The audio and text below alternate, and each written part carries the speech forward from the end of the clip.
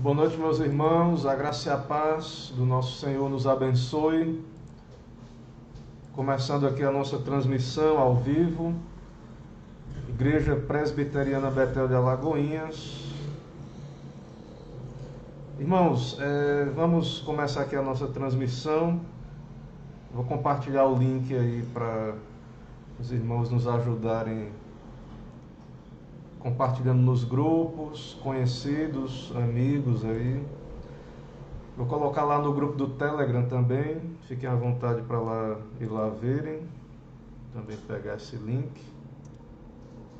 E alguns grupos também do WhatsApp. Ok, irmãos? Meus irmãos, nós vamos começar hoje um estudo, um novo capítulo da nossa confissão de fé. O capítulo que trata do livre-arbítrio, capítulo 9 da confissão de fé. Então nós vamos estar conversando aí, aprendendo juntos, caminhando aí sobre esse tema do livre-arbítrio. Ok?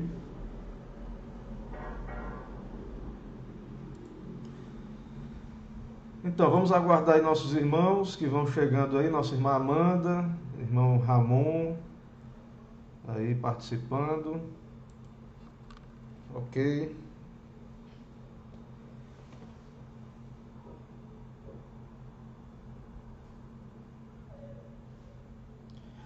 Só um instantinho aí, irmãos, para compartilhar aqui o link no WhatsApp.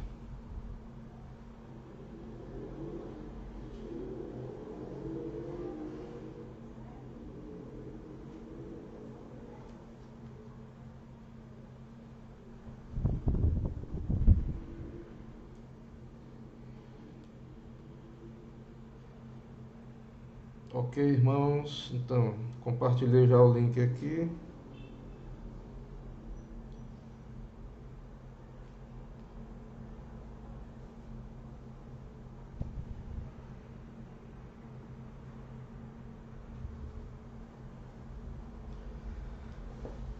Ok, vamos orar, irmãos. Já temos aí caminhando aí alguns minutos de transmissão. Bem-vinda aí, minha irmã Soraya, irmã Erlaine, irmã Jusilene, graça e paz, irmã Josi.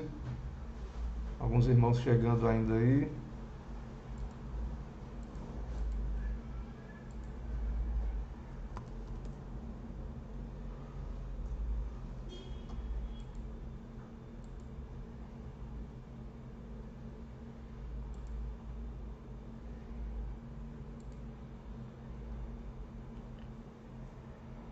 Chagas aí chegando. Bem-vindo aí, Chagas. Tudo bem? Graça e paz aí. Chagas lá de Monte Santo. Bem-vindo aí à nossa transmissão.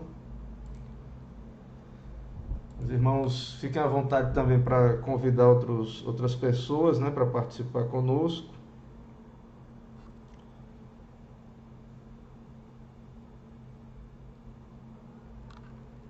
Vou compartilhar aqui em alguns grupos aqui. Compartilhar com os irmãos da UPH,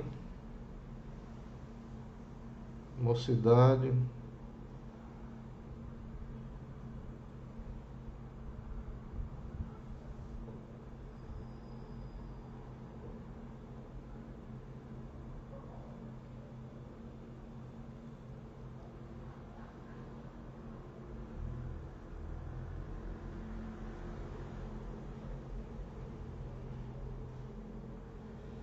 Então, irmãos, graça e paz, bem-vindo aí todos, né? Vamos orar. Já compartilhei aqui em alguns grupos, né? Deu um tempinho aí já para os irmãos acharem a transmissão. Vamos orar, irmãos, para começar a nossa aula aqui. Oremos ao Senhor. Senhor nosso Deus e Pai, Deus eterno, Deus bendito, todo-poderoso, louvado e exaltado seja o Teu nome neste dia Teu.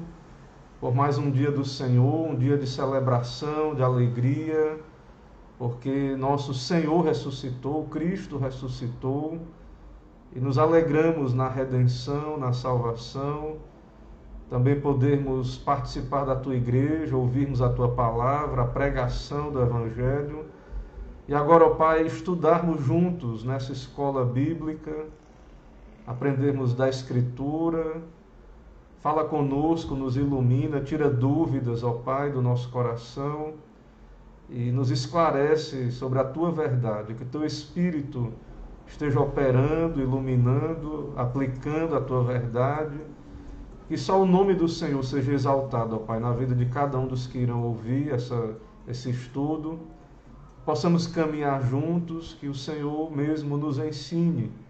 É o que pedimos, oramos em nome de Cristo Jesus. Amém. Irmãos, vamos começar então nossa classe aqui. Bem-vindos a todos aí, todos são muito bem-vindos. Presbítero Romeu, Diácono Gabriel, Irmã Elda, todos muito bem-vindos à nossa aula. Irmãos, novo capítulo da Confissão de Fé. Chegamos aí na nossa aula de número 44 do livre-arbítrio. Nós vamos tratar desse tema. É um tema bíblico, é um tema doutrinário, é um tema da nossa confissão de fé, é um assunto que precisamos ter atenção, porque há muita confusão sobre esse assunto. Então nós vamos ver na Escritura, vamos ver na confissão de fé, né, que explica a Bíblia, e vamos ver também, nós vamos usar um material aí, um livro, né, que vai também ser o nosso material da classe aí. Então, a palavra de Deus é a nossa base, versão Almeida, revista atualizada é a que nós usamos, mas qualquer Bíblia, boa tradução, né, pode ser usada. Nossos símbolos de fé, né, como os irmãos já sabem. E esse é o livro que nós vamos usar hoje, Imago Dei, certo? Antropologia Reformada, pastor Paulo Anglada. Então, esse tema do livre-arbítrio é um tema sobre a doutrina do homem, a antropologia. Imago Dei é a imagem de Deus, né? Então, nesse livro aí, ele fala sobre a antropologia bíblica, porque existe antropologia na universidade, matérias não bíblicas, né? Outras antropologias. Então, existe uma antropologia bíblica. Confissão de Fé comentada, tem tanto Charles Rod não, é Arquibaldi Rod, e temos aí o Guia de Estudos na Confissão de Fé, também livros bons aí que consultamos. Começando então, um primeiro versículo base para esse assunto aí do livre-arbítrio, que está citado na Confissão de Fé, lá em Tiago, na Bíblia, né, em Tiago 1, 13 a 14, a palavra de Deus diz o quê?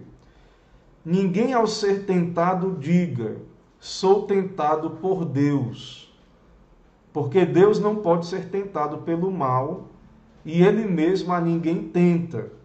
Ao contrário, cada um é tentado pela sua própria cobiça, quando esta o atrai e seduz. Então, nós cremos na soberania de Deus, nos decretos de Deus, e a Bíblia nos mostra isso, que Deus está no controle. Então, esse capítulo que vamos estudar agora, irmãos, a confissão, não nega o que já vimos sobre a soberania de Deus, os decretos de Deus. Mas a Bíblia fala que o homem foi criado como um ser à imagem de Deus, um ser moral e com liberdade. E ao ser tentado, o homem não pode dizer que é Deus que o tenta, porque Deus é santo, certo? Não pode jogar a culpa do seu pecado em Deus ou na soberania de Deus, que é o que vamos ver a confissão nos ensinar agora. Então, no capítulo 9 do livre-arbítrio, a confissão de fé explicando o que a Bíblia diz para nós, e vamos ver os versículos, a confissão de fé diz o quê? Na primeira seção do capítulo 9. Deus dotou a vontade do homem de tal liberdade. Então, Deus deu ao homem, dotou a vontade do homem de tal liberdade, que ela nem é forçada para o bem ou para o mal, nem a isso é determinada por qualquer necessidade absoluta de sua natureza. Então, o homem criado originalmente, o homem feito à imagem de Deus, Deus deu ao homem uma vontade que não é forçada.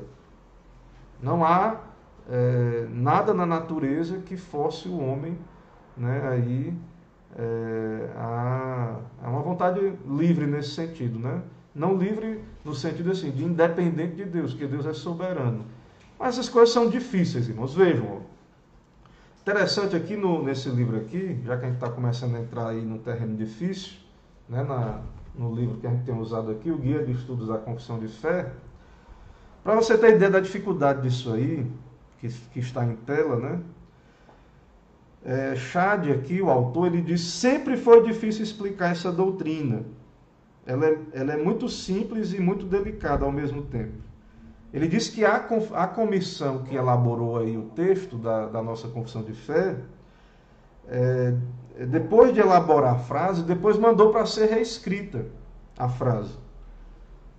Porque é um assunto difícil, irmãos. A gente tem que ter muita humildade, tranquilidade, de entender aqueles que têm dificuldade, porque é um assunto de fato difícil. O próprio Agostinho de Hipona, inclusive comecei a dar uma olhadinha, Agostinho tem um livro sobre o livre-arbítrio. Eu quero ler esse livro completo, né? De modo completo, com atenção. Mas ele diz aqui que o próprio Agostinho de Hipona, que é, na história da igreja, aquele que fundamentou aí, estudou essa doutrina, é um grande teólogo que influenciou a igreja acerca dessa doutrina. O próprio Agostinho entendia a dificuldade. Ele dizia, né? Quando a graça é defendida, acredita-se que destruímos o livre-arbítrio. E quando o livre-arbítrio é reconhecido, embora apenas em um certo sentido, acredita-se que negamos a livre graça. Então, quando a gente ensina uma doutrina, parece que a gente está negando a outra. Quando a gente diz Deus é soberano, parece que a gente está negando o livre-arbítrio. E não é verdade. As duas verdades, elas estão na Escritura. Elas estão aí. Certo? Então, de fato, são assuntos difíceis para a nossa mente. Então, nós precisamos orar, pedir a ajuda do Espírito Santo. Nós precisamos que o próprio Deus nos ensine essas verdades, a partir da Bíblia. Nós precisamos entender isso. É o Senhor que vai nos instruir. O Espírito Santo. Deus nos dá do seu Espírito que nos ilumina. Então, a confissão de fé começa dizendo aí que Deus criou o homem com uma vontade, né, dotada de liberdade. Certo? Não há nada forçado nessa vontade. Né? O fato de Deus ser soberano não anula que há essa vontade que não é forçada por Deus. Porque muita gente, quando a gente prega a doutrina da soberania, dos decretos, acha que a gente está dizendo que Deus está forçando os homens a cometer pecado ou qualquer coisa. Alguns textos bíblicos aí, já citamos aquele de Tiago, né? Já lemos o Tiago, ninguém diga que é tentado por Deus, né? Mas é por causa da sua própria cobiça, Tiago diz. Mas agora vemos aí, Deuteronômio 30, 19. Os céus e a terra tomo hoje por testemunhas contra ti, que te propus a vida e a morte, a bênção e a maldição. Escolhe, pois, a vida, para que vivas, tu e a tua descendência.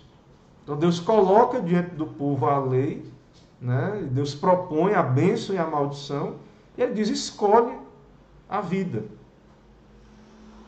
Lá em João 5,40, João diz, contudo, não quereis vir a mim para terdes vida. Os homens não vêm porque eles não querem. A vontade deles, eles usam a sua vontade, eles se inclinam, eles não querem vir. Mas Deus não está impedindo eles de vir, é eles que não querem. Veja Mateus 17, 12. Eu, porém, vos declaro que Elias já veio e não o reconheceram. Elias era João Batista ali, né? Aí agora veja o que o texto diz. Antes fizeram com ele tudo quanto quiseram. Fizeram com João o que eles quiseram. Ah, pastor, mas não cumpriram o decreto de Deus? Não era a vontade, estava no decreto. Mas eles fizeram o que eles quiseram. Ah, pastor, mas estava no decreto que Judas iria trair Jesus. Mas ele fez porque ele quis. Uma doutrina não anula a outra. A Bíblia nos mostra essas realidades. Assim também o Filho do Homem há de padecer nas mãos deles. Mas não estava no decreto, não foi a vontade de Deus soberana que Jesus iria morrer na cruz? Sim, e Jesus sabia, ele mesmo profetizou. Mas eles fizeram aquilo porque eles quiseram, porque eram escravos do pecado. Por causa da sua inclinação, da sua natureza corrupta, que nós vamos ver na nossa aula aí, se Deus permitir. Atos 7:51. Homens de dura cerviz e incircuncisos de coração e de ouvidos, vós sempre resistis ao Espírito Santo. O que é que o texto diz? Atos 7, é isso, se eu não me engano, Estevão pregando. Vós sempre resistis ao Espírito Santo. Assim como fizeram vossos pais, também vós o fazeis. Tiago 4:7. Sujeitai-vos, portanto, a Deus, mas resisti ao diabo e ele fugirá de vós. Certo? Então, vários textos que mostram que o ser humano é dotado de vontade, né, de liberdade, de livre agência. Né? Aí. Eu vou ler as três primeiras sessões da Confissão de Fé, depois eu vou expor a aula, certo? São sessões pequenas e que são conectadas. A segunda sessão do capítulo 9 está lá exposto, né, a doutrina. O homem em seu estado de inocência, ou seja, antes da queda agora, porque nós vamos aprender hoje que há diferença antes da queda, depois de convertido. Então o homem no estado de inocência, lá Adão, antes de comer do fruto, tinha a liberdade e o poder de querer e fazer aquilo que é bom e agradável a Deus. O homem tinha a liberdade e o poder de querer fazer aquilo que é bom e agradável a Deus, mas mudavelmente, de sorte que pudesse cair dessa liberdade e desse poder. Então o homem estava numa condição de santidade, de justiça, ele podia fazer o que agradava a Deus, mas podia cair. Certo? Esse, claro, aí é o livre-arbítrio, né, no sentido aí do termo. Né? Alguns versículos, Eclesiastes 7:29, Deus criou o homem reto. Eclesiastes diz, eis que tão somente achei que Deus fez o homem reto, mas ele se meteu em muitas astúcias. Então o homem original lá, criado originalmente, né, era reto, santo. Colossenses 3:10. E vos revestistes do novo homem que se refaz para o pleno conhecimento, segundo a imagem daquele que o criou. Então Deus, quando cria o homem, cria segundo a sua imagem, né, santo. Gênesis 1:26. Também disse Deus, façamos o homem à nossa imagem, conforme a nossa semelhança. Tenha ele domínio sobre os peixes do mar, sobre as aves dos céus, sobre os animais domésticos, sobre toda a terra e sobre todos os répteis que rastejam pela terra. Então o homem foi feito à imagem de Deus, santo, tendo domínio sobre a criação.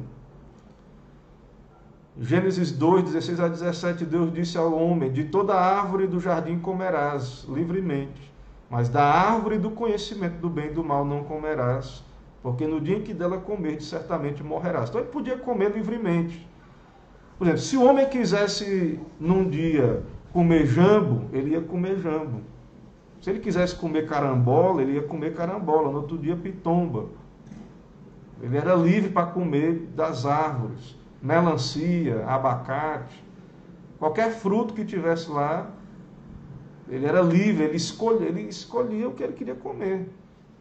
É claro que Deus é soberano e Deus está no controle, mas de uma maneira que isso não anula, não violenta a vontade da criatura. A Bíblia nos mostra isso. Mas no dia que ele comesse do fruto proibido, a Bíblia, Deus disse aí, você vai morrer. Você vai cair desse estado de inocência.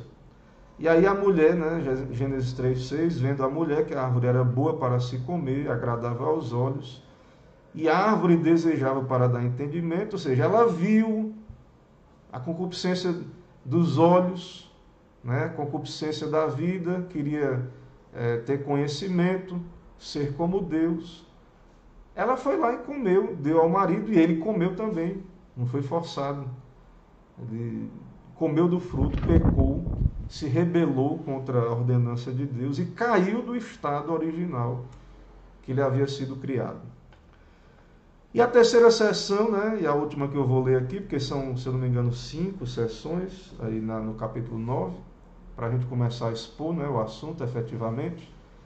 O homem, ao cair no estado de pecado, perdeu inteiramente todo o poder de vontade quanto a qualquer bem espiritual que acompanha a salvação. Então, no dia que o homem comeu do fruto, lá, ele perdeu o poder de vontade e a qualquer bem espiritual que acompanha a salvação. O que é que a Confissão de Fé está dizendo? O homem está perdido e ele não consegue fazer mais nada em direção à salvação. Ele é inteiramente, ele é um homem, de sorte que o homem agora, natural, é inteiramente avesso a esse bem. Ele nem quer o Deus da Bíblia, a salvação bíblica. Ele diz, e morto no pecado, está morto, é incapaz pelo seu próprio poder converter-se ou mesmo preparar-se para isso. A condição do homem agora, depois da queda de Adão, aí tem o pecado original, o pecado é imputado, há de fato a doutrina do pecado original, que nós já vimos. Agora o homem, ele não tem poder de converter-se por ele mesmo. Romanos 5,6 diz que Cristo morreu por nós quando ainda éramos fracos, a seu tempo ele morreu pelos ímpios.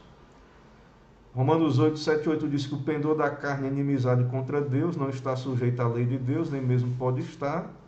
Os que estão na carne não podem agradar a Deus, não fazem nada para agradar a Deus. Jesus diz em João 15, 5, eu sou a videira, vós os ramos, quem permanece em mim e eu nele, esse dá muito fruto, porque sem mim nada podeis fazer.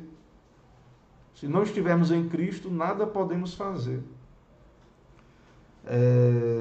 Então todos estão debaixo do pecado. Romanos 3 vai dizer, não há justo nenhum sequer. Todos se extraviaram, a uma se fizeram inúteis. Não há quem faça o bem, não há nenhum sequer. Pois todos pecaram e carecem da glória de Deus. Esse é o estado do homem. Essa radiografia. Toda a humanidade. Deus olha para toda a humanidade, não olhando por meio do mediador, não considerando Cristo. Não há justo nenhum sequer, todos pecaram, todos carecem da glória de Deus. Não há quem faça o bem, não há nenhum sequer. Todos estão extraviados, perdidos. E aí, diante disso, Efésios 2, 1 e 5, ele vos deu vida, estando vós mortos nos vossos delitos e pecados. Então, a condição do homem é morto, espiritualmente. Lá o que Deus diz para Adão, no dia que eu comer do fruto, você vai morrer. Não é só morte física. O homem está morto espiritualmente. E estando nós mortos em nossos delitos, nos deu vida juntamente com Cristo. Pela graça sois salvos. Deus acha o homem morto espiritualmente. E se não se converter, fisicamente também vai morrer. Colossenses 2,13. E a vós outros que estáveis mortos pelas vossas transgressões e pela incircuncisão da vossa carne, vos deu vida juntamente com ele, perdoando todos os nossos pecados. Colossenses 2,13. E tem outros versículos aí, irmãos, são muitos, Ninguém pode vir a mim se o Pai que me enviou não trouxer, eu ressuscitarei. Jesus diz aí, ninguém pode vir a mim se não for concedido pelo Pai. O homem natural não aceita as coisas do Espírito de Deus. E aí os irmãos podem ver, nós podemos até voltar depois aí para esses versículos, certo? Então, irmãos, esse é o que está lá na confissão de fé, É o que está lá na nossa confissão de fé. Nós vamos caminhar agora aqui, Vamos efetivamente para a exposição da aula. Vamos ver como é que está a transmissão aí. Minha mãe participando, Dona Luísa Praciano, bem-vinda, minha mãe, a nossa aula aí, seja bem-vinda. Irmã Mônica, Maxwell, irmã Elda e Clebson, nosso diácono Clebson, ok? Vamos caminhar aí, então, na nossa lição, vamos caminhar. Ok. Irmãos, o que é que a Bíblia diz, e a nossa doutrina, cremos que é uma doutrina bíblica, sobre a capacidade do homem no que diz respeito à salvação? O homem pode ir a Deus, ele é livre para ir a Deus, Isso é uma doutrina difícil, polêmica, Muita gente tem dificuldade de entender e é difícil mesmo. Deus é que nos ilumina para que a gente entenda essas coisas. Eu já falei sobre isso. Então eu vou seguir aqui. Irmãos, nós vamos ver aqui agora na nossa aula a vontade e os estados humanos antes da queda, certo? O estado de inocência antes da queda, depois da queda e depois de convertido. Então, a vontade humana, ela vai estar numa condição dependendo desse momento. Se lá antes da queda, se depois da queda, e naqueles que são convertidos, certo? Então, irmãos, vejam, a vontade vai ter uma ação diferente dependendo desse estado, porque Jesus explicou que o fruto depende da árvore. Se a árvore for boa, dá fruto bom. Se a árvore for ruim, dá fruto ruim. Então o homem antes da queda era uma árvore boa, até o dia que ele comeu do fruto. O homem depois da queda é uma árvore ruim, se ele não for convertido e regenerado. E agora o crente, ele é uma árvore, aí, né? O crente ainda tem pecado, mas unido a Cristo ele pode produzir bom fruto. Né? Porque sem Cristo nada podemos fazer. Né? Nós somos ramos, se nós formos ramos na videira, que é Jesus, nós poderemos produzir bom fruto. Agora vamos ver lá antes da queda, a vontade humana no estado de inocência. Então lá antes da queda, Adão e Eva, a natureza deles era inclinada para o bem, eles tinham livre-arbítrio, né? Eles tinham livre-arbítrio para fazer o que era bom, porque eles tinham a imagem de Deus. A mente de Adão e Eva, a mente lá dos nossos pais, era santa. Os sentimentos, eles queriam coisas boas, aquilo que diz respeito à vontade de Deus, à lei de Deus. Sua inclinação era para a santidade, para obedecer a Deus. Né? Então, nós não sabemos o que é isso. Nós não temos essa experiência de Adão e Eva. Né? Nós somos seres, já nascemos caídos. Né? Pastor Paulo Anglada diz aí, eles eram como balões cheios de gás, predispostos a subir, ou seja, eles eram inclinados àquilo que é bom, não forçados. Veja o que a confissão de fé disse lá, né? Eles não eram forçados, eles eram naturalmente inclinados. E eles faziam isso, a coisas boas, o bem, certo? Mas eles podiam também, eles tinham a liberdade, né, para pecar. Né? Eles mudavelmente, eles podiam cair daquele estado, mudar a sua condição. Resumindo, Adão e Eva não apenas possuíam o verdadeiro livre-arbítrio. Então, quem é que tinha o verdadeiro livre-arbítrio? Adão e Eva. Por quê, pastor, que ele tinha o verdadeiro livre-arbítrio? Porque eles eram livres para escolher o bem e também podiam comer do fruto, escolher pecar. Então, a vontade deles, né, estava nesse estado aí de inocência e eles tinham essa possibilidade de escolher. Né? Eles foram criados com a vontade inclinada para o bem, embora na condição de seres moralmente livres, pudessem vir a cair desse estado, que foi o que aconteceu. Então, eles comeram, Adão comeu porque quis. Né? Cumpriu o decreto de Deus, cumpriu, mas ele comeu porque ele quis. Eva do mesmo jeito. Né? E eles tinham uma inclinação, uma vontade, eles não eram escravos do pecado. Né? Não havia inclinação. Isso foi introjetado pela tentação de Satanás neles. Eva permitiu que a tentação tomasse o seu coração. A serpente mostrou lá o fruto, né? É bom para se comer, etc. E para dar conhecimento, e ela introjetou isso e comeu do fruto e deu o marido que comeu também. Então essa é a condição do homem lá no estado antes da queda. E a vontade humana no estado caído, que é agora onde estamos, né? Antes da conversão. Então agora, todos os descendentes de Adão, todos os filhos de Adão, todo ser humano, nasce com uma natureza pecaminosa. Uma inclinação ao pecado, para a desobediência, para a transgressão. Então o bebezinho, lá o nenenzinho, quando ele vem ao mundo ele já vem, é um filho de Adão. Ele, como Davi diz, né, nasci na iniquidade, diz lá no Salmo 51. Então, irmãos, o ser humano agora, ele nasce corrompido, mas ele tem vontade. Ele tem vontade. Nós não negamos, a nossa doutrina não nega a vontade humana. O homem, então, ele está livre para arbitrar, para decidir. Mas agora a inclinação do seu coração é somente para o mal. Tem vários versículos aí na tela, né? Mateus 7, 17, 18, Gênesis 6, 5. Deus vê lá na época do dilúvio, né, que a inclinação do coração do homem é sempre somente para o mal. Então agora o homem está inabilitado a fazer qualquer coisa agradável a Deus. Ele está morto, ele não tem fé. Sem fé é impossível agradar a Deus, Hebreus 11, 6. Então o homem natural ele está livre para escolher. Mas ele é livre para escolher, mas ele é escravo do pecado. Então ele usa essa liberdade para escolher o pecado, servir a Satanás. Certo? Ele está cego, ele está indisposto a ir a Cristo, a se submeter a Cristo, a abraçar Jesus como seu único e suficiente Salvador. Então essa é a condição do homem caído, segundo a Bíblia, segundo nós cremos. Há controvérsias, outras pessoas não creem nisso, outras doutrinas, eu vou mostrar mais na frente sobre isso, mas nós cremos assim. Cremos que isso é bíblico, que está na Bíblia.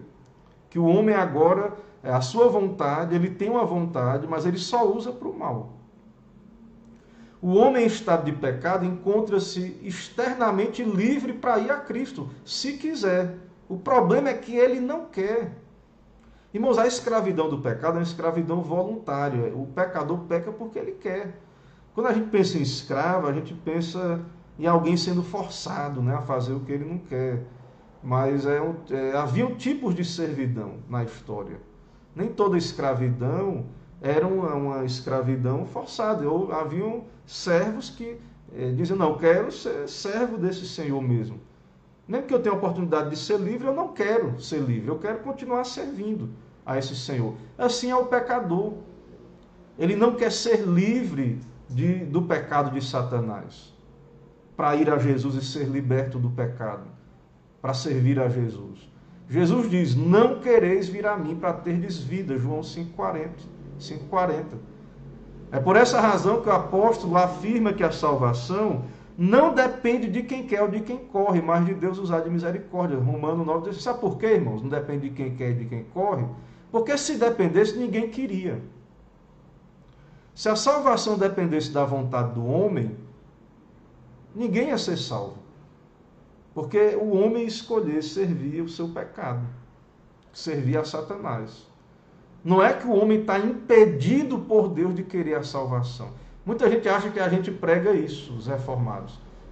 Ah, tem os eleitos, então quer dizer que Deus está impedindo os homens de ir a Cristo? Não, é eles que não querem. Deus não está impedindo. Ou então alguns dizem que Deus criou o homem sem a capacidade de desejar a salvação. Não, Deus criou o homem reto, perfeito, sem pecado. O homem não deseja porque ele caiu, ele pecou lá em Adão, o representante. O nosso representante pecou e nós pecamos. Mas Deus não criou o homem com essa vontade corrompida, não. Ou então alguém diz, né, ou porque tenha na queda perdido a liberdade externa da vontade. Né? E sim, porque por causa da perversão do seu coração ele não deseja aquilo que Deus quer. Né? Então, não, ele está corrigindo aí. Né? Então não é que Deus impede o homem de querer a salvação, ou que ele foi criado sem a capacidade de desejar. Né? Mas foi na queda, ele perdeu na queda.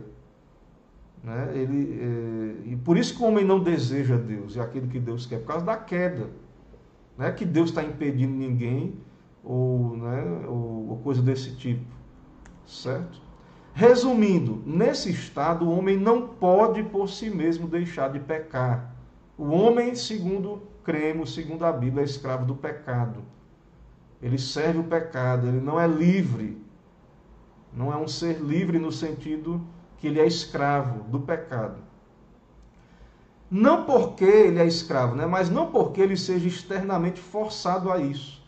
Mas essa é a disposição do seu próprio coração depravado. É o que eu estou falando, é uma escravidão voluntária. Nesse estado, ele encontra-se como uma bola de chumbo, livre para cair, a não ser que alguma força externa venha agir sobre ele. Então a inclinação do homem é para cair mais e mais, se afundar mais e mais. Certo? Não é que Deus está forçando ele a isso. É a própria natureza humana agora é inclinada para o mal, para o pecado. Então, a menos que Deus pare, né, ele é como uma bola de chumbo que vai cair até, né, chegar a colidir aí com o chão, né?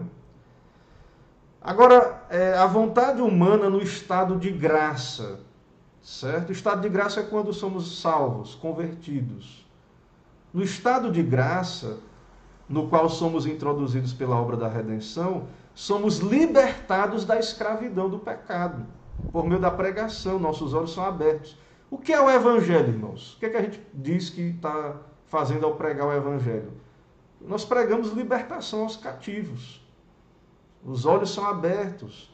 As pessoas são convencidas da sua perdição, do seu pecado, e são libertas do domínio do pecado. O Espírito Santo converte o coração e opera uma transformação interna, né? Para que o homem agora possa obedecer a Deus. Vários versículos falam sobre isso. Conhecereis a verdade vos libertará. Em verdade vos digo, João 8,34, todo que comete pecado é escravo do pecado. Se, pois, o Filho vos libertar, verdadeiramente sereis livres. Colossenses 1,13, ele nos libertou do império das trevas e nos transportou para o reino do Filho do seu amor. Veja, irmãos, a salvação que nós pregamos é uma libertação do pecado. É por isso que não existe, isso é um erro dizer que pregamos, que agora o homem é um eleito, ele pode pecar. Não, a salvação é a libertação do pecado. É claro que nós não vamos deixar de pecar nesse mundo porque temos uma natureza ainda pecaminosa. Mas nós já estamos livres em certo sentido. Uma vez libertados do pecado, fostes feitos servos da justiça. Né? Então, você é liberto de uma servidão para outra. Você é liberto da servidão do pecado para ser servo de Deus, né? Para servir a Deus. E aí, pastor, então é livre, então quer dizer que não vai mais pecar? Não, vai pecar ainda, infelizmente. Falamos isso com tristeza. Porque a natureza pecaminosa permanece no crente. Então agora vai haver a guerra da carne contra o espírito, certo? Mas o homem salvo, ele vai poder agradar a Deus, não perfeitamente, certo? Ele vai continuar pecando, ele não pode não pecar, nós pecamos, nós não podemos não pecar, mas agora há uma guerra, há um espírito. O pendor da carne, o pendor do espírito milita contra a carne. Então há uma guerra, uma batalha da carne contra o espírito na alma crente. Então essa é a nossa condição até Jesus voltar e sermos glorificados. É um estado transitório, né? E aí entra a santificação, esmurrar o próprio corpo, a batalha, né, da carne contra o espírito, produzir o fruto do espírito. Paulo diz isso aí, 2 versículos aí para você ler. João diz, né, se dissermos que não temos pecado, mentimos, nos enganamos, a verdade não está em nós. E Paulo diz aí, Romanos 7, que ele não compreende o seu modo de agir, não faça o que prefere, sim o que deteste. Ao querer fazer o bem contra a lei, que o mal reside em mim. Né? No tocante ao homem interior, tenho prazer na lei de Deus, mas vejo nos meus membros outra lei, guerreando contra a lei da minha mente. Então, o homem salvo, ele vai ter essa guerra. Ele vai pecar ainda, mas vai se inclinar para a obediência e vai estar nessa santificação aí. Irmãos, aqui é a metade da aula, certo? Não sei se vai dar tempo, deixa eu ver. Tem ainda 40 minutos, dá para a gente continuar. Tem uma pergunta aqui, eu vou ver aqui se tem perguntas para a gente continuar, certo? Ok, irmã Erlaine pergunta, depois da segunda vinda, quando formos glorificados, teremos novamente o livre-arbítrio? Irmã, segure aí essa pergunta, porque eu vou responder ela mais à frente, mas nós não poderemos mais pecar, né? Nós continuaremos sendo agentes livres, mas não vai ser mais igual ao jardim. Então, em tese, se você entender livre-arbítrio que Adão e Eva tinham, não vai ser igual. No céu não vai ter mais possibilidade de cair, de pecar. Eu vou falar sobre isso, se Deus permitir, na próxima aula. Certo? Então, nós não vamos estar naquela condição lá de Adão e Eva que poderiam cair do estado em que estavam. Certo? Ok. Mas não vi mais nenhuma pergunta. Então vamos seguindo. Irmãos, nós não temos pressa, nós estamos bem, né? Vamos com calma. Então esses são os estados do homem, né? Eu não falei ainda do estado na glória, vai ficar para a próxima aula. Agora eu vou precisar da atenção de vocês, porque eu vou falar um pouco de história da igreja. E tem muita informação, certo? E esse debate não é novo.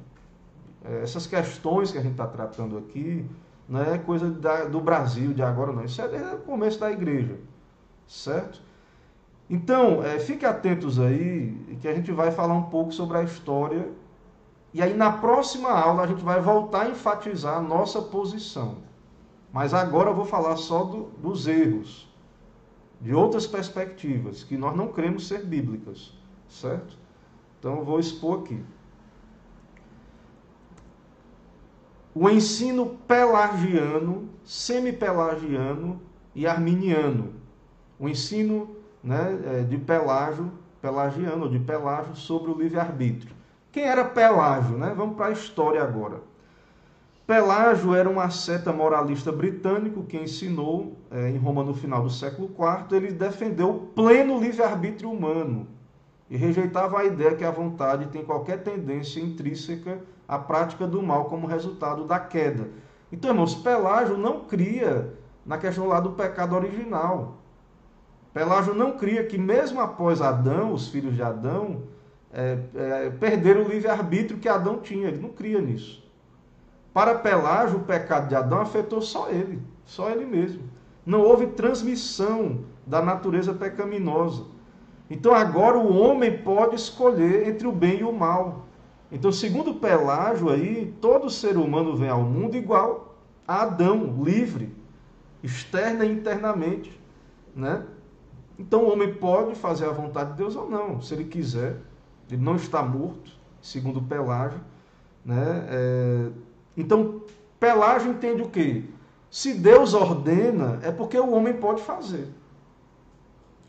Então, ele cria isso, que seria incoerente Deus pedir, ordenar, dar mandamentos ao homem, se o homem não pode obedecer.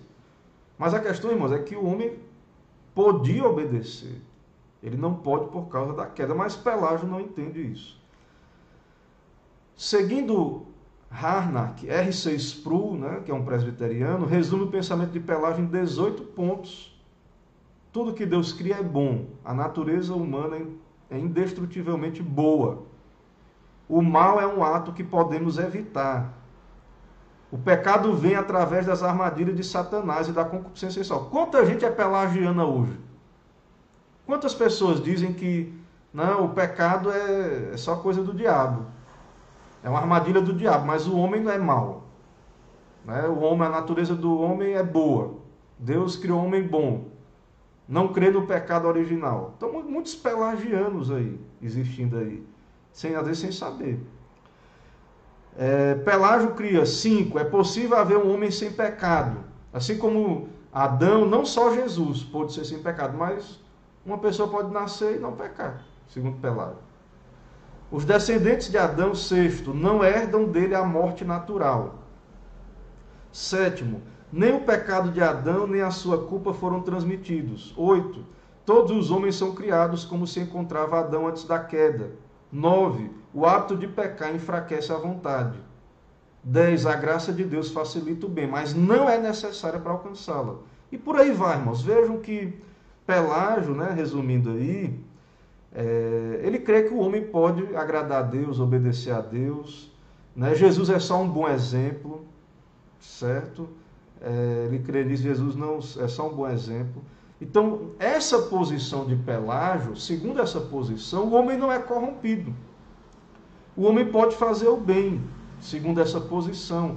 Ou seja, nós não precisamos de um mediador, de um redentor. Para que Jesus vir? Se o homem pode escolher fazer o bem e se salvar. Se o homem pode não pecar, certo? Então o homem não precisa de um redentor, mas um melhorador e enobrecedor, só um bom exemplo. Jesus não é só um bom exemplo, Jesus é um salvador.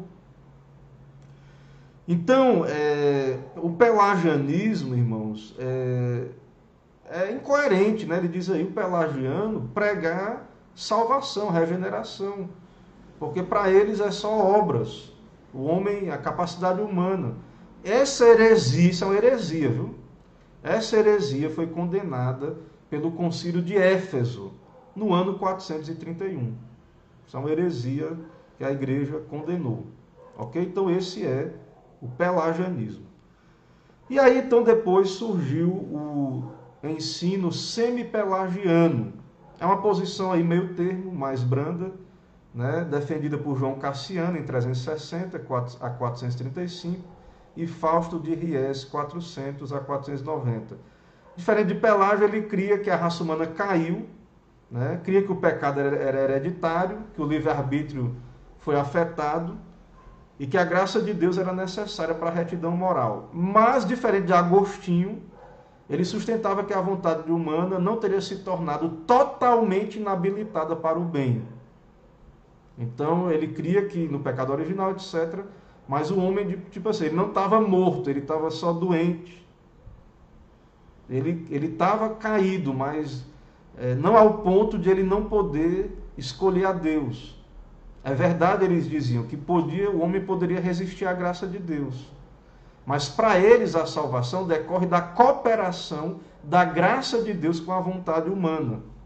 E que a predestinação se fundamenta na presciência, no conhecimento prévio e na obediência humana. Então, Deus viu na eternidade quem creria, quem obedeceria ao chamado do Evangelho.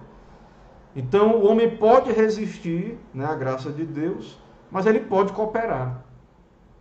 E o homem que coopera, né, é que vai ser salvo. Irmãos, quantos semi-pelagianos, né? Eu ouvi alguém comentando na internet aí, que se Lutero fosse vivo, ele pregaria contra o cativeiro, né, babilônico, semi-pelagiano da igreja, né, moderna. Porque a igreja dos nossos dias, né, a grande maioria é semi-pelagiana e arminiana, que nós vamos ver mais na frente. Certo? Então, muita gente não sabe, nunca estudou, né, mas é um semi-pelagiano, certo? Crê, diferente de Agostinho, diferente dos reformadores, né, crê que o homem pode resistir, mas pode cooperar com a salvação. Né? Ele não está totalmente morto nos seus delitos e pecados.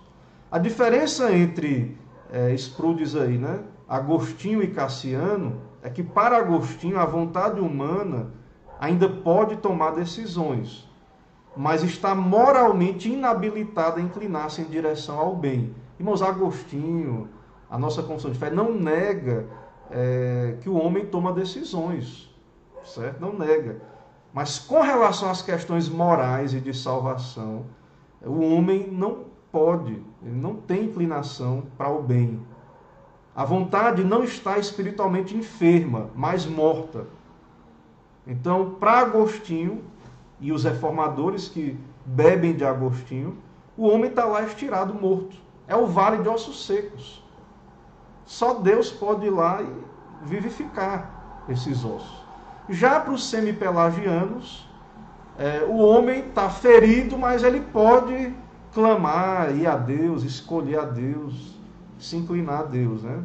Ele está ali todo arrebentado, mas ele pode pedir a Deus misericórdia, ele pode se inclinar a Deus. Essa é a diferença entre Agostinho e Cassiano, entre monergismo e sinergismo.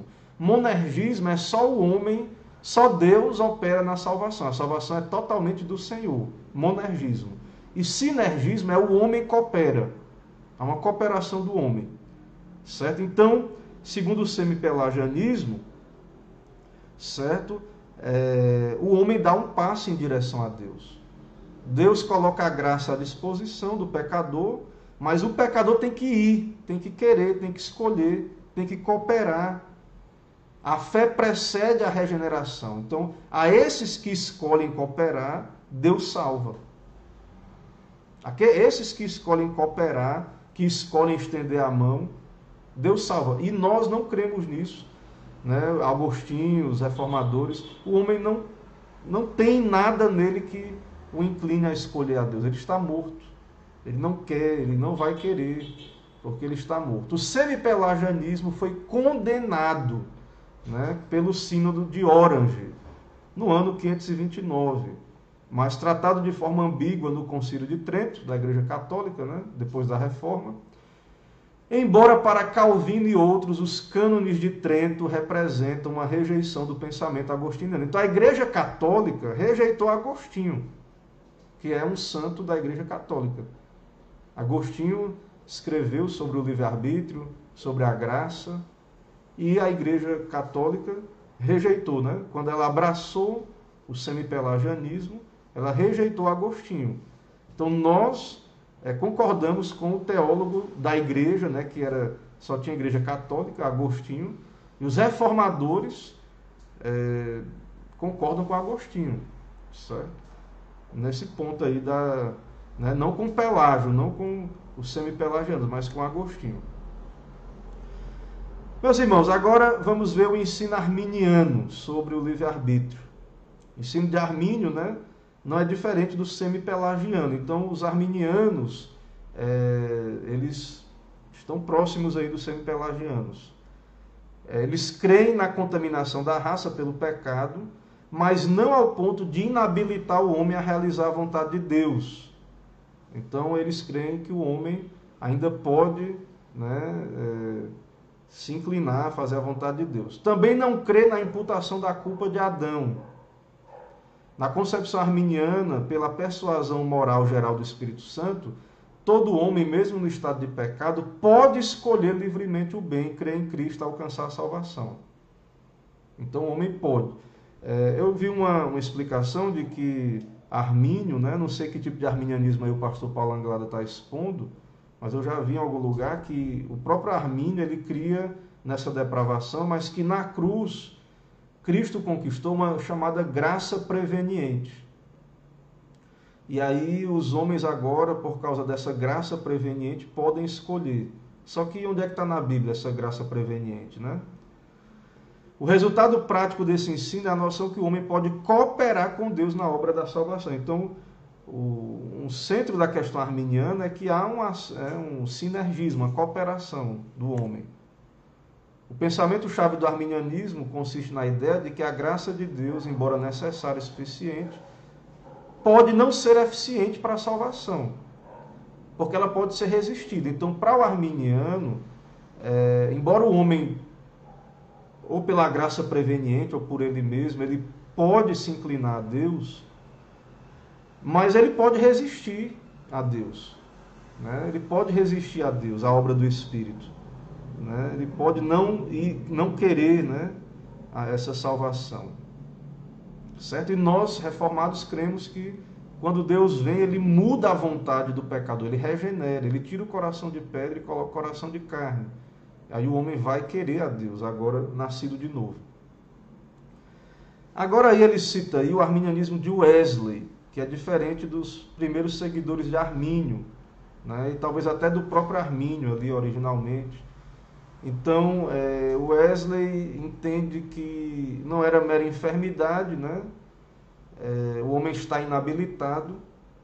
Ele reconhece, em segundo lugar, a imputação da culpa de Adão a toda a descendência, certo? Mas isso foi cancelado pela justiça de Cristo, certo? Ele nega que o homem tenha qualquer habilidade natural para cooperar com a graça de Deus. Contudo, defende que em virtude da obra de Cristo, Deus habilita a todo homem com graça suficiente para que ele possa se voltar para ele em arrependimento e fé. Então ele crê na depravação total, mas por causa da cruz, Cristo conquistou uma possibilidade para todos os homens se arrependerem, né? Eu creio que, se eu não me engano, pelo que eu já li, isso é muito similar ao arminianismo de Armínio mesmo, original. Então, o Wesley, irmãos, pregava a depravação total, certo? Então, ele pregava que o homem está morto, perdido, né? Que é o pecado original.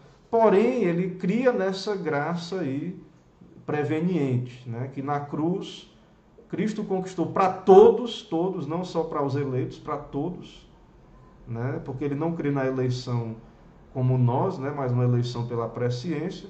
Então ele conquistou para todos aí o direito, a possibilidade de se voltar para Deus, certo? Independente de uma obra especial do Espírito.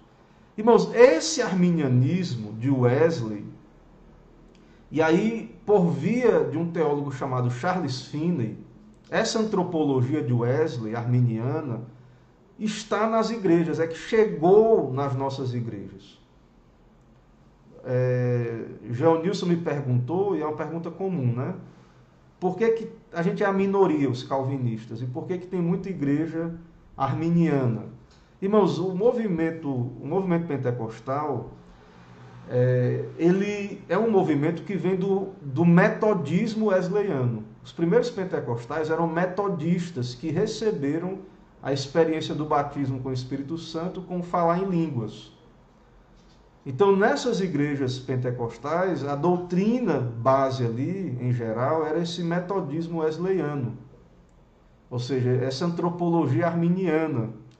E essas igrejas, por meio, né, do advento do pentecostalismo e da chegada dos pentecostais em todo o mundo, né, no Brasil, eles, por via dos seus méritos aí como missionários, evangelistas, eles pregaram e influenciaram, né, o evangelho na nossa nação e em outras também. Então, em geral, a pregação evangélica contemporânea sustenta que o homem tem um livre-arbítrio, que ele pode escolher a Deus. A pregação evangélica dos nossos dias pressupõe isso, que há uma cooperação do homem, que Jesus fez a parte dele. O evangelho está sendo pregado, e agora depende do homem. Ele tem que cooperar, ele tem que... algo que vai depender então desse homem. Então, nós não cremos nisso, porque não cremos que isso está na Bíblia. Nós cremos que o homem está morto, ele não pode cooperar. E temos que pregar a mortos. E Deus, aqueles que forem os eleitos, Deus vai ressuscitar. Como Lázaro estava morto e ouviu Jesus chamar. Lázaro, vem para fora. Então nós pregamos a mortos. Nós, reformados, cremos nisso. Nós pregamos a mortos, espiritualmente. Já a pregação evangélica em geral, arminiana, não crê nisso. Crê que as pessoas não vêm porque estão resistindo, meramente, né? Nós cremos também que é uma resistência, mas de mortos, né? E essas pessoas creem não, que o homem poderia vir, mas está resistindo. A consequência, conforme o teólogo Pink, né, A.W. Pink, é a seguinte: negar o livre-arbítrio, isto é, o seu poder de escolher aquilo que é bom, sua habilidade natural de aceitar Cristo, acarreta imediata oposição, mesmo daqueles que professam ser ortodoxos. Então, hoje, igrejas como nós, né, reformadas, que pregamos a depravação total, quando nós falamos aí, e tem muita gente que não sabe falar, né, não tem humildade, como eu falei, é uma doutrina difícil. Às vezes as pessoas são secas, ríspidas mesmo, né? Mas o fato, irmãos, é que, independente de a gente falar com educação ou sem educação, as pessoas não vão aceitar, porque a maioria das pessoas não entende e não crê dessa maneira que estamos afirmando. Então, na igreja evangélica em geral, no senso comum, na cultura popular, as pessoas pressupõem, a partir do cristianismo, que o homem continua tendo livre-arbítrio, igual a Adão lá antes da queda. O semipelagianismo e o pelagianismo está vivo, muito vivo. E o arminianismo, que está dentro das igrejas evangélicas, o arminianismo, né, ou wesleyano, ou arminianismo dos seguidores de Armínio, ou do próprio Armínio, ou arminianismo brasileiro, a brasileira, né, ou qual for, a maioria, é muito presente, e é o que está e o que predomina aí no senso comum. A realidade, contudo, é que o pensamento wesleyano não reflete o ensino bíblico acerca da vontade do homem. Não é isso que encontramos nos versículos bíblicos, na palavra de Deus, que citamos, que lemos, e que podemos continuar lendo. Leia, vá à Bíblia. Não é o que eu estou dizendo, não é o que a confissão de fé está dizendo. Investigue, se você tem dúvida. Qual é a posição bíblica? Qual é o estado do homem? O homem pode ir a Deus mesmo, por ele mesmo, se não houver a regeneração, ou ele está morto? E aí, por último, eu não vou falar da reformada, porque eu já falei um pouco, eu vou falar na próxima aula. E por último, surgiu aí essa heresia absurda chamada teologia relacional, que além dessas outras heresias, antropologias heréticas, teologia relacional sustenta o livre-arbítrio total, do homem. Essa teologia foi promovida no Brasil por teólogos como Ricardo Gondim, Darcy Ducilec e René Kivitz, René Kivitz, que tem pastor presbiteriano aí que gosta muito, chama para pregar na igreja dele. Então esse cidadão aí, René Kivitz, proponente da teologia relacional, o teísmo aberto, uma heresia terrível. Eles promovem essa heresia através de revistas evangélicas, livros, blogs e fóruns de discussão na internet. Essa antropologia aí, ela diz que o livre-arbítrio humano, diz respeito ao livre-arbítrio humano,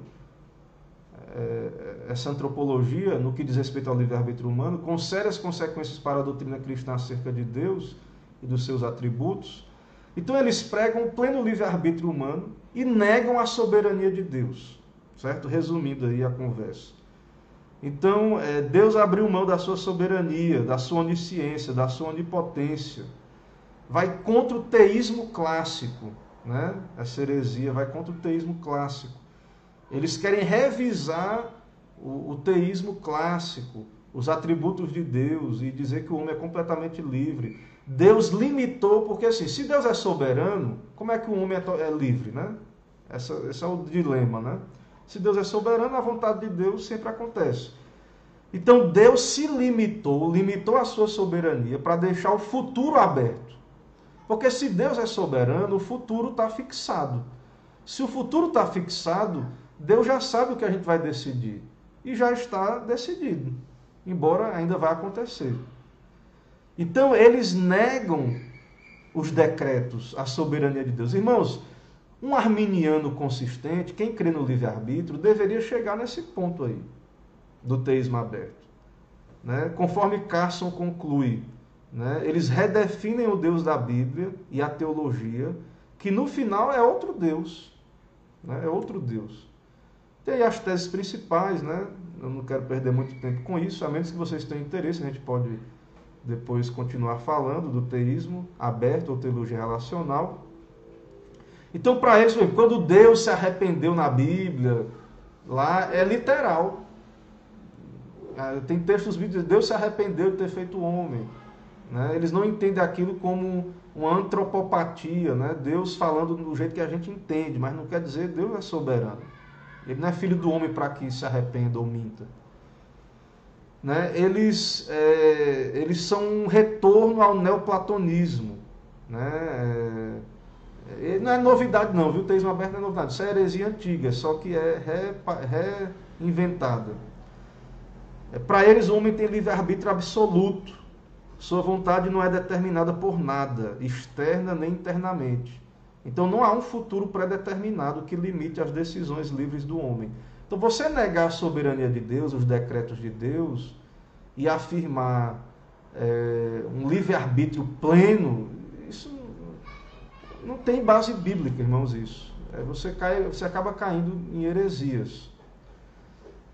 Com relação até à ontologia, né? A doutrina de Deus, eles enfatizam o amor de Deus e etc., né? Então Deus se autolimita por causa do homem e etc. Então o teísmo aberto é uma heresia, tenha cuidado. Então ela está aí no Brasil, né? Tem esses teólogos aí que eu citei, pode ter outros. Então você pode estar ouvindo alguém que parece bonito o que está sendo dito, mas são pessoas que negam a soberania de Deus, que pregam um livre-arbítrio que é antibíblico, certo? Que nega a queda, que nega o pecado original, que nega as doutrinas bíblicas. Então tenha muito cuidado, né, com quem você está aí seguindo. Se você é um crente bíblico, né, e reformado, tenha cuidado. Irmãos, eu acabei aqui a exposição da aula de hoje. Eu vou ver se tem perguntas aí, né, para a gente tentar responder. O tempo passou um pouquinho. Realmente, viu, presbítero Romeu, a gente prefere, um termo teológico, livre agência do que livre-arbítrio, né? A gente prefere a livre agência, certo? O livre-arbítrio, irmã Mônica, é lá Adão antes da queda, porque ele podia escolher o bem e o mal. Agora, nós não podemos não pecar, né? Mas nós continuamos sendo livre agentes, nós agimos com base na nossa vontade, que segundo a confissão de fé, embora Deus seja soberano, é uma vontade livre, a gente faz o que a gente quer. O problema é que nossa vontade é corrompida, e ela quer o mal, né? Agora, como crentes, também há o Espírito que nos inclina para o bem. Então tem hora que a gente peca, tem hora que a gente, né, submete a Deus. Agora, o não crente, ele não tem livre-arbítrio. Ele escolhe, mas ele sempre escolhe as questões morais, ele escolhe para o mal. Agora, a soberania de Deus não nega que o homem escolhe a roupa que ele vai vestir, que ele toma decisões, né? A Bíblia não nega essas coisas. Ok? Então, nas questões espirituais, o homem não tem livre-arbítrio. Ele não tem livre-arbítrio. Irmã Amanda, quando fala que Deus se arrependeu, qual é a palavra que usa? Qual o significado? Eu já fiz estudo sobre isso, mas eu não lembro a palavra, que tem que ir lá para o hebraico, né? Mas Deus, ele usa uma linguagem que a gente possa entender, né? Então Deus sabia já, mas houve uma palavra humana, né, irmãos? A Bíblia, Deus está falando conosco na nossa linguagem. Então Deus partiu o coração, ele se entristeceu, certo? Pastor, mas Deus já sabia como ia pecar. Pronto, ó. Mulher que vai ter filho, ela já sabe que o filho vai nascer pecador. No dia que o filho nascer e cometer um pecado, vai entristecer os pais, certo? Então, o fato de Deus já saber não quer dizer que Deus se entristece com os nossos pecados, né? Ok? Irmãos, tenham calma, né? A gente vai continuar tratando do assunto, meditem sobre isso. A gente vai continuar tentando esclarecer, não vai acabar aqui, certo? Tente meditar nesse conteúdo aí transmitido. Vão formulando suas perguntas, né? Vamos caminhando com calma, tentando entender essas coisas, mas é difícil mesmo. E então, voltando aí, fica bem claro o que a confissão de fé propõe, né? Fica muito claro aí que a soberania de Deus, né, ela não nega que Deus criou o homem à sua imagem, dotado de vontade. O homem é um agente livre, ele faz o que ele quer. Mas não livre essa vontade, não livre no sentido de que o homem está fora do controle da soberania de Deus. Mas também essa soberania de Deus não nega a liberdade da vontade humana, que não é forçada nem para o bem nem para o mal, né, e etc. Né? E aí a outra seção deixa também claro, né, que o homem lá original, ele tinha a liberdade e o poder de querer fazer aquilo que é bom, agradável a Deus, mas mudavelmente. Ele tinha um livre-arbítrio. Veja que a nossa confissão de fé tem um capítulo sobre o livre-arbítrio. Então nós sustentamos as duas doutrinas, soberania de Deus, decretos de Deus, e que Deus criou o homem com livre-arbítrio, perdido na queda, certo? Restaurado parcialmente na conversão e plenamente, né, ou se não livre-arbítrio nesse sentido, mas a vontade na glorificação, na glória estaremos plenamente livres para fazer o bem, né? Mas o ser humano é um agente livre, mas essa liberdade não nega que há um governo soberano de Deus, mas que não anula a vontade do homem. Então é isso, né? São verdades que estão aí, que a nossa mente fica meio pequena para entender, mas que a Bíblia revela essas verdades, certo? Então, só para concluir, um pouco mais de paciência, né? Citando aqui o Chad, tentar concluir explicando isso. Então, no campo moral, né? Campo moral, irmãos, assim, Chad está dizendo assim, se você gosta de comer e quer comer sanduíche de atum, né? Ou não, ou sanduíche de presunto, você vai poder, você escolhe essas coisas aí. Agora, no campo moral, especialmente, né, no campo moral, sabemos que somos responsáveis por nossas ações. Então, comer sanduíche não é pecado, né? Só se for a gula, mas exagero, a glutonaria. Mas você pode escolher livremente. Se não for uma roupa indecente, uma profissão que não seja iníqua, pecaminosa, você pode escolher. Claro, você vai buscar discernimento. Você vai buscar fazer a vontade de Deus, o que mais vai glorificar a Deus, e diante dos seus talentos e vocações. Mas no campo moral, com relação ao pecado, com relação a Deus, nós somos responsáveis. O homem é um ser responsável, é isso que essa doutrina está mostrando para nós. E que o homem, então, né, ele não é forçado, Deus não força o homem ao pecado e etc., certo?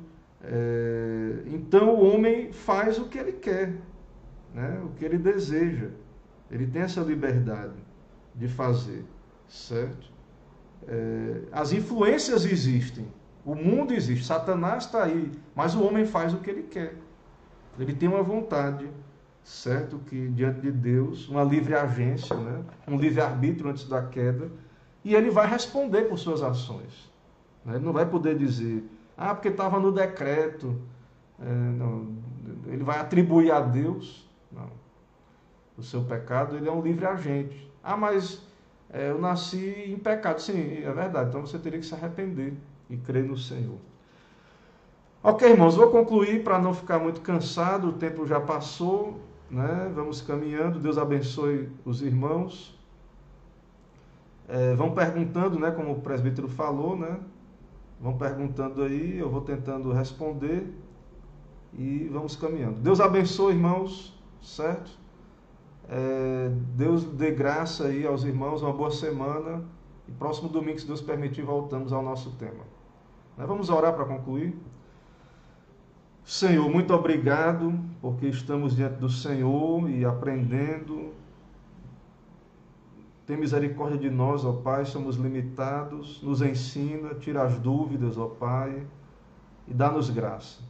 Dá-nos uma semana de paz, dá-nos escolher com a Tua graça, ó Deus, como crentes, servir ao Senhor voluntariamente e liberta, ó Deus, aqueles que estão escravizados ao pecado, salva pecadores por Tua graça, por meio do Evangelho. Venha o Teu reino.